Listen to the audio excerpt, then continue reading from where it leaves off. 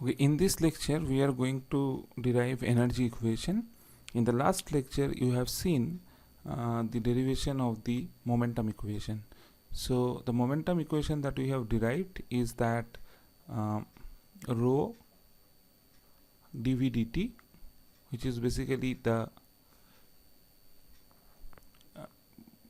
density multiplied by the acceleration term, and then dv is basically the force term. Okay, so if we want to express it per unit volume, that means the force per unit volume in each side, then we are not writing this dv part. So in the right hand side there was surface force per unit volume and the body force per unit volume. Now the surface force per unit volume, you have probably remember that it was represented as del x sigma xx into plus del y of tau yx, and that was the x component, and the y component of the surface force was del y of sigma yy and del x of tau xy. So this is the surface force per unit volume, and the body force per unit volume was rho into g. So we have not considered actually the dv part. So this was the equation that we have derived, and after that finally what we did, basically we have used the Newton's law of viscosity, and we expressed this all the stress components in terms of velocity gradient, and the final form we have described. So anyway, this was the basic form of this Navier-Stokes equation. Now we are will try to derive the energy equation, and for the energy equation we are going to we'll start again from the Reynolds transport theorem, and we'll consider B is the total energy of the system, where E is the total energy, which is can be written as, if energy per unit mass is E, then E into rho dV. Okay, and beta is basically per unit mass this total energy, and that energy you can understand, this is basically this energy is internal energy and kinetic energy, the summation of internal energy and the kinetic energy. So you can write as E is basically, if we write internal energy as I plus the kinetic energy, that is v square by 2. Okay, so we have used I as the kinetic energy symbol. Remember, these are all expressed per unit mass quantities, okay, because the beta is per unit mass. So I symbol is used, actually we are using u as the velocity component. And what is this v square? This v square is basically u square plus v square. That means the sum of the square of the two x and y components of the velocity. Anyway, so let us write the Reynolds transport theorem. As we know, Reynolds transport theorem is d dt of the property E of the system, and that is equal to del t of beta is E into rho dV, and this is integrated over the control volume, and the surface integral part of beta is basically per unit mass property into rho v dot eta cap dA. Okay, so for the left hand side part, we can write the first law of thermodynamics, because we know first law of thermodynamics for the system is what dE dt is nothing but q dot minus w dot. It is basically the q dot minus w dot. This is what is the first law of thermodynamics, that rate of change of total energy is equal to rate of heat transfer coming into the system minus W dot is the net work done by the system. Now for the right hand side part, what we can do, again we can consider very small volume on which this energy equation we want to apply. So that is why you need not to write this integration sign, and the surface integral you convert into volume integral by using the divergence theorem.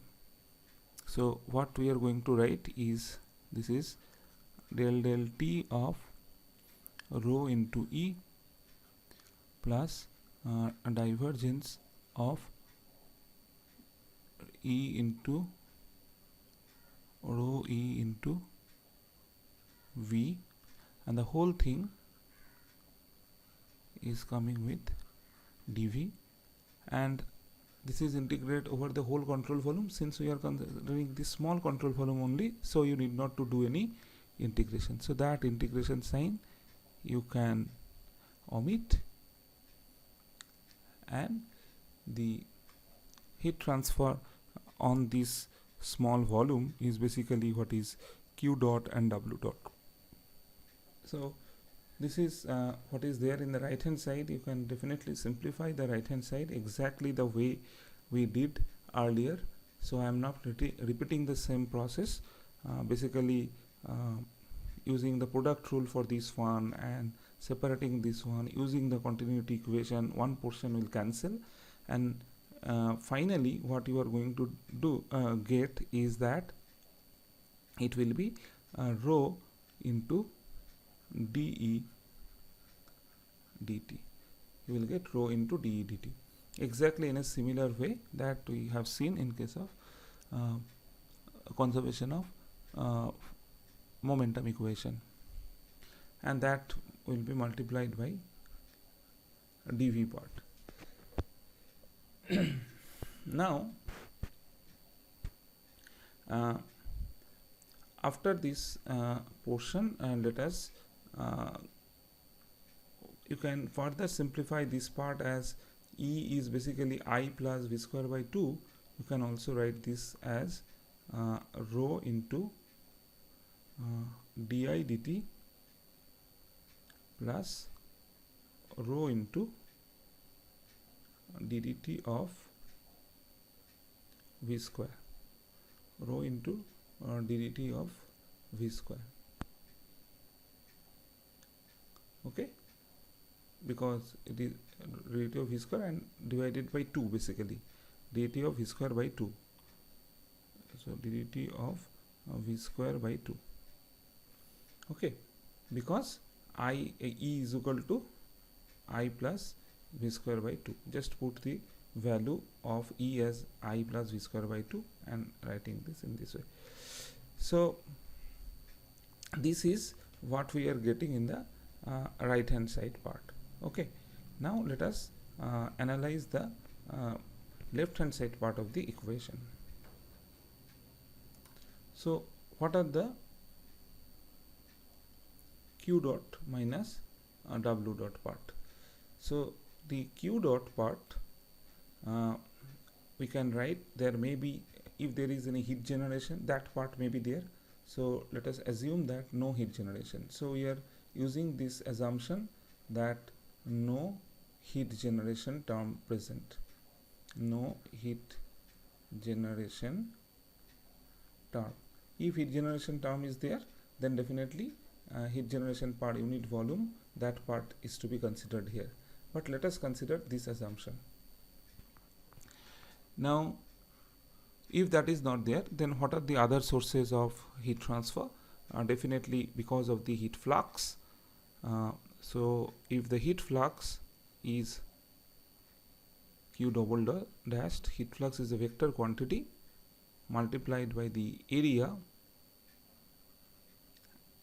and if we integrate this quantity over the surface area, then you are going to get the this is integrated over the control surface. Okay, and since heat flux by definition is which is going out is considered to be positive, so that is why our negative sign is to be given, because here if you remember, this q dot is positive when heat is coming into the system, so minus this quantity will be there. And what are the other form of energy that will be there, that is corresponding to minus w dot. Minus w dot is net work done, and that is equal to because of the body force and because of the surface force. So what is the work done by the body force? Work done by the body force is, so work done by the body force and work done by the surface force. So let us find out these two. So work done by the body force is basically a rho g. So this is, all these quantities are in watt, remember, so rate of work done basically. So rho g dot v. So we have just taking the dot product of the quantity, and definitely dv term is there, because that is the body force term dot v. And for the surface force, you know that there are the surface stress quantities, and that along with the velocity are going to produce the work done corresponding to that. To understand that part, what is the surface force component part, let us do it in a new page. So if you consider this element and say here the stress is sigma xx,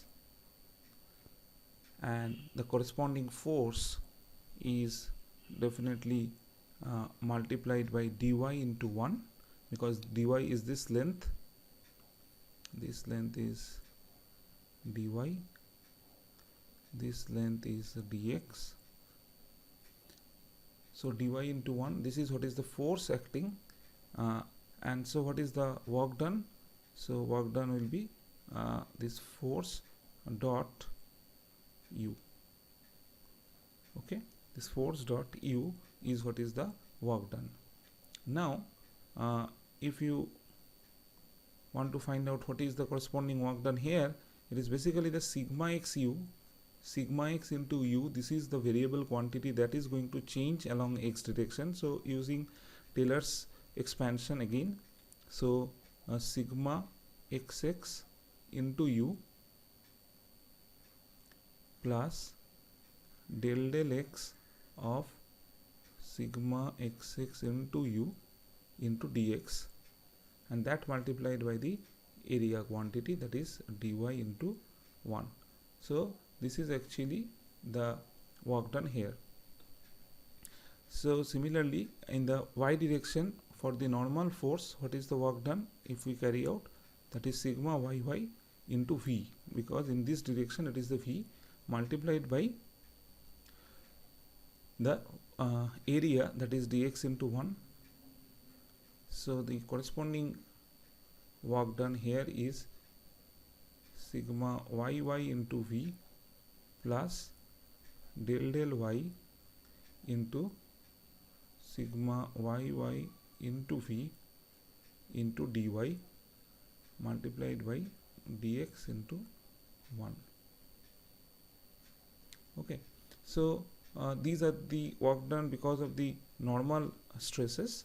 Now if we see the shear stresses components, you see, if we consider this shear stress, which is tau ix, so this tau ix into the corresponding velocity component is u into the area quantity is dx into 1, and the work done here will be tau ix plus into u plus del y of tau ix into u into dy multiplied by dx into 1. Similarly,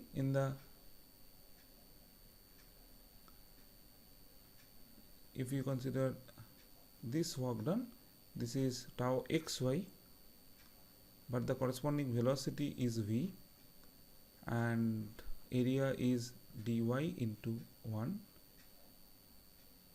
So this work done is tau xy into v plus del x of tau xy into v into dx into dy into 1. Okay, so these are the different work done related to the different surface forces. So if we just finally write all the work done because of the surface forces, so that will contribute this work done minus this work done. Okay, because this is positive and this one is negative work done. So this minus this, if you do, that will be del x of sigma xx into u into dv. So dv term will be there, so plus corresponding to y direction, it is del y sigma yy into v, corresponding to tau yx, it is del y tau yx into u. For the tau xy term, it is del x of tau xy into v, and the whole term is multiplied by dv is the net work done because of the surface forces. Okay, so these are the work done because of surface forces, and this part we have understood. Along with that, this part will be there. So dv is again here. So this is the body force part, and what else is the because of heat flux. Now because of heat flux, this part we can easily convert it into volume integral. So if we do that, this part will be equal to volume integral of divergence of heat flux dv. Okay, so this will be the quantity. Now if we consider as very small volume, then definitely this integration is not required, and this quantity is minus of divergence of heat flux. Now further, if we simplify this quantity, that means the heat flux quantity. So this heat flux quantity, which is q dot, is equal to minus of divergence of the heat flux. Remember, heat flux is a vector quantity into dv, and this quantity heat flux can be written in this way, because heat flux can be written as heat flux in the x direction, this component, plus heat flux in the y direction of j component. Okay, so del grad of this with a negative sign indicates nothing but a minus of del x of qx, the heat flux component, plus del y of heat flux y component, okay, into dv. So this is what is the quantity. Now we can use the constitutive relation, assuming that the fluid is going to follow the Fourier's law of heat conduction. Fourier's law of heat conduction. If we assume that, then heat flux x is equal to minus k into del t del x, and we are considering it is isotropic, so Qy is also having the similar value of k. Kx and ky are same, so del t del y. Okay, so we are considering isotropic, and also we are considering homogeneous, so what it will be then minus del x of minus k del t del x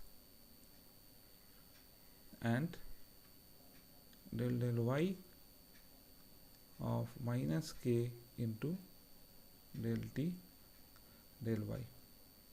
So now if you consider k is also homogeneous, that means k is not function of x, y, z. This can be taken out of the differentiation, and minus minus will cancel, so it is k will be common, and it will be del 2t del x2 plus del 2t del y2.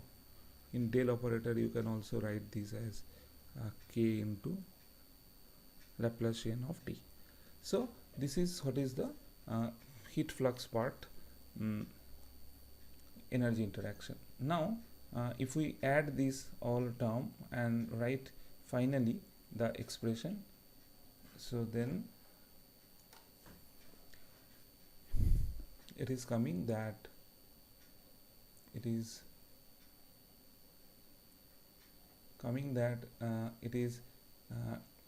k into del 2t del x2 plus del 2t del y2, and I am not writing such a large expression again and again, that's why I am just making it simple, del t. So this part is corresponding to heat flux. Then there is a part because of the surface forces, and that is what is del x of sigma xx u plus del y sigma yy v plus del y of tau yx into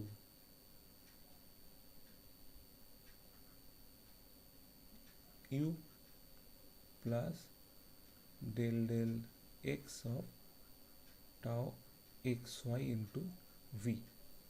And what else? The body force term, and that body force term is what? That body force term is rho g dot v. Okay, so this is what is the quantity that will be there in the one side, and on the other side we have seen the quantities are rho into di dt plus rho into ddt of v square by 2, ddt of v square by 2. So this is what is the total energy equation. So if you see that this is what is the total energy equation. Now what we can do is that we want the thermal energy equation. So total energy equation, if we subtract the mechanical energy part from the total energy, what will remain is the thermal energy. So thermal energy equation. So total energy equation is this, what you can see, and the mechanical energy equation, let us write the mechanical energy equation. So let us write the total energy equation is equation number TE, and now write the mechanical energy equation. The mechanical energy equation is, we can get the Navier-Stokes equation, which is basically the form of the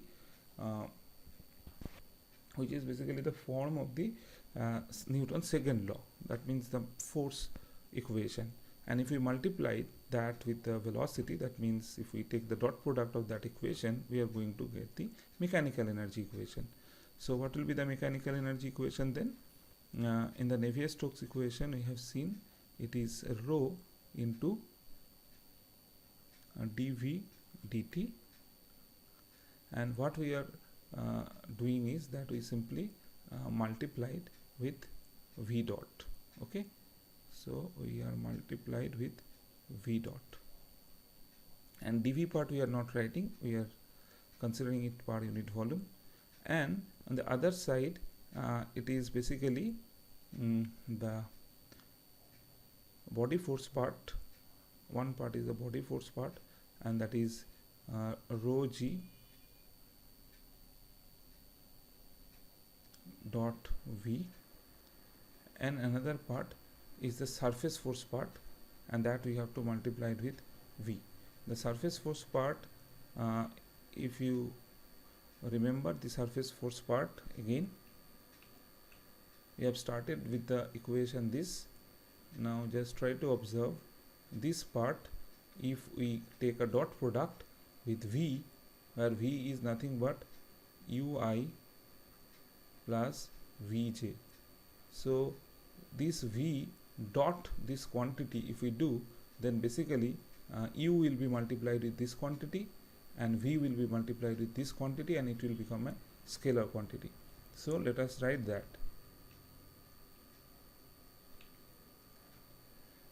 So if we do that, you will get that u into del sigma xx delta x plus u del y tau yx.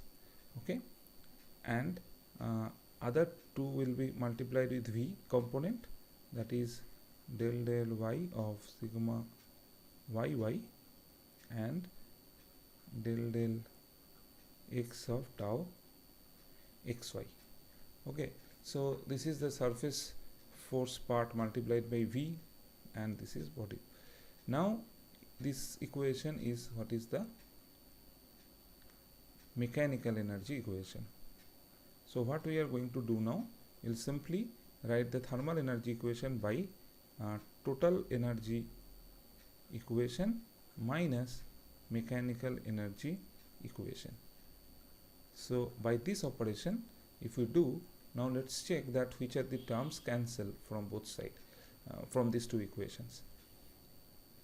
So if you see carefully, this first term of this equation, the first term of this equation, and this quantity is basically rho into v dot dv dt, v dot dv dt, and v dot dv dt is nothing but rho into ddt of v square by 2. So this term is exactly same as this term. So this term and this term actually same. So if you subtract, this will cancel. Okay, so what will remain in the left hand side is basically rho di dt, that is there in the left hand side.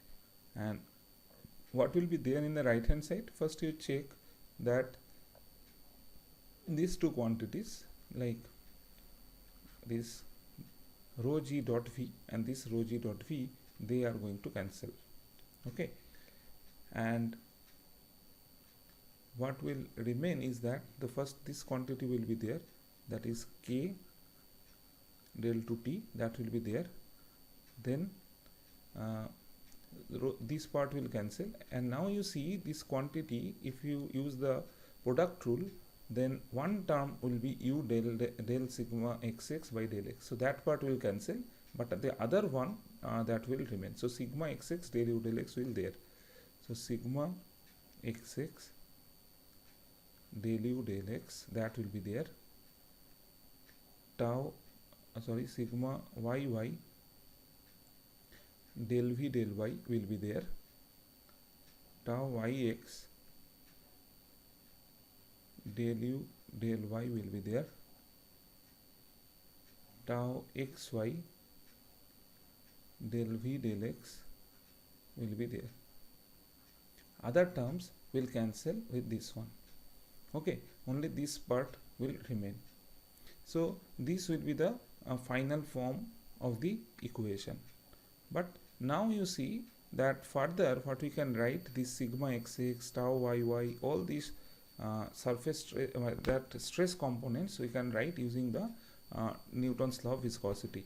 Okay, so if you do that, then what you will get is that these quantities, let us first simplify. Sigma xx is equal to, you know, minus p plus 2 mu del u del x. Sigma yy is minus p plus 2 mu del u del y, and tau yx and tau xy, they are mu into del u, sorry, this is del v del y, del v del y, this is del u del y plus del v del x. Okay, so now if you just put those values there, that is sigma xx into del u del x plus if we write that equation first, plus tau yx into tau yx into del u del y. So let us first write the other part. That means sigma yy into del v del y plus tau yx into del u del y, tau yx into del u del y, and tau xy into del v del x into del v del x.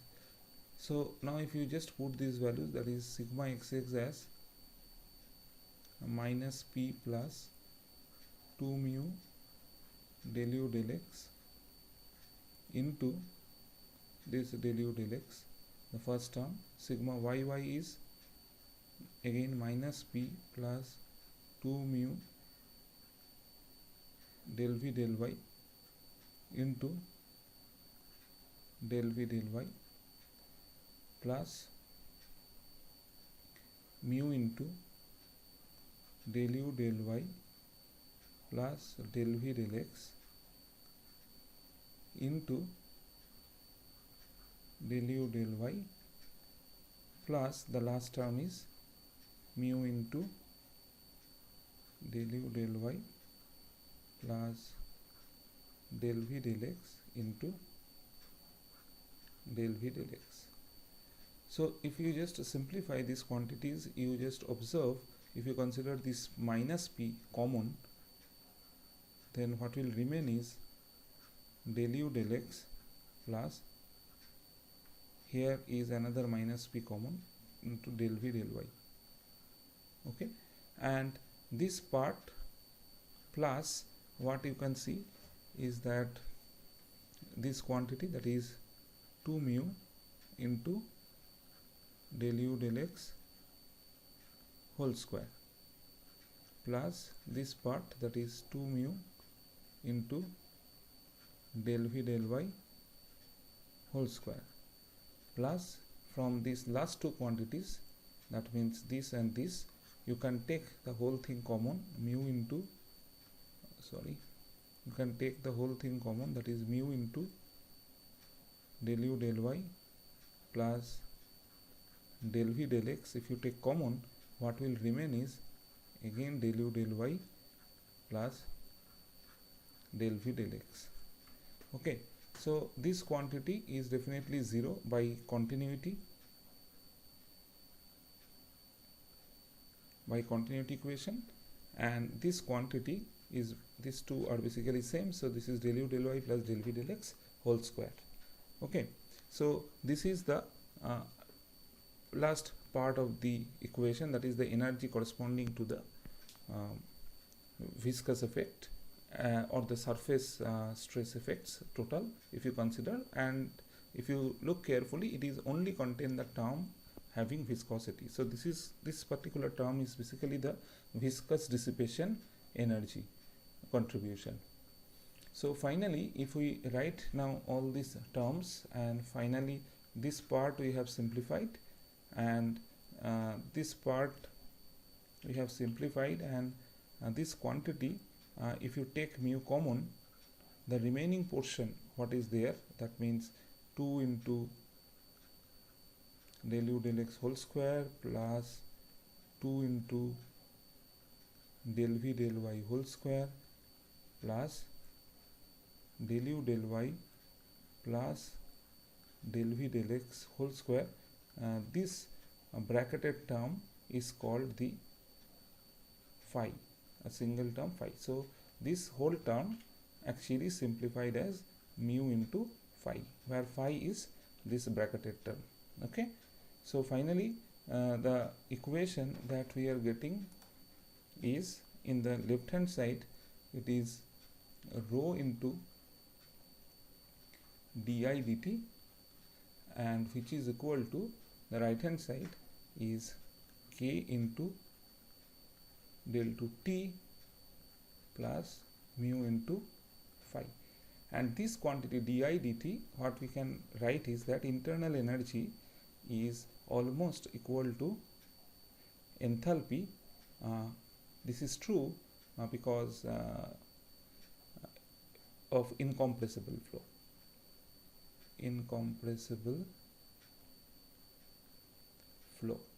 Because in case of incompressible flow, Cp is almost equal to Cv, because the volumetric expansion coefficient beta is actually very small if it is incompressible flow.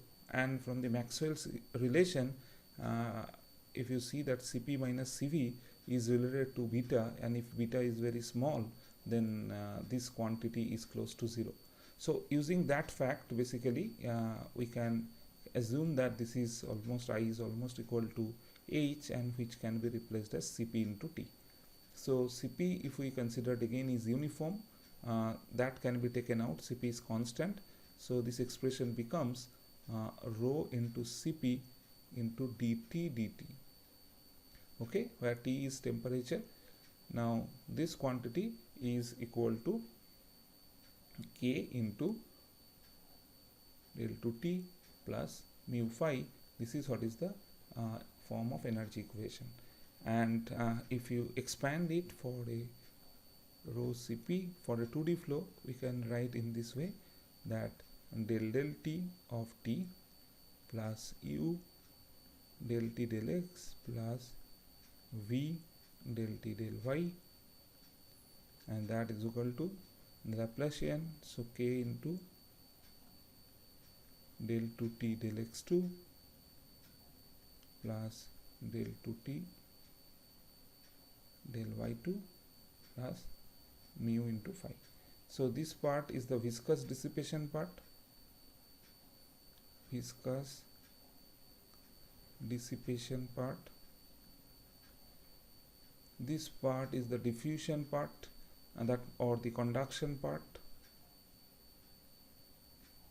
heat conduction part. This part is basically the unsteady part, and this part is the advection part. The velocity is involved, you can understand. This is, the whole term is basically the convective part. This part also is called convective or advective part. Okay, so this part is corresponding to the advective part. So this is what is the energy equation differential form under the assumptions. The assumptions that we have considered, there is no phase change. Definitely we have not considered that there is any phase change. We have assumed that Fourier's law is applicable. These are the assumptions. We have assumed that K is homogeneous, isotropic. Okay, so this is what is the energy equation. Thank you.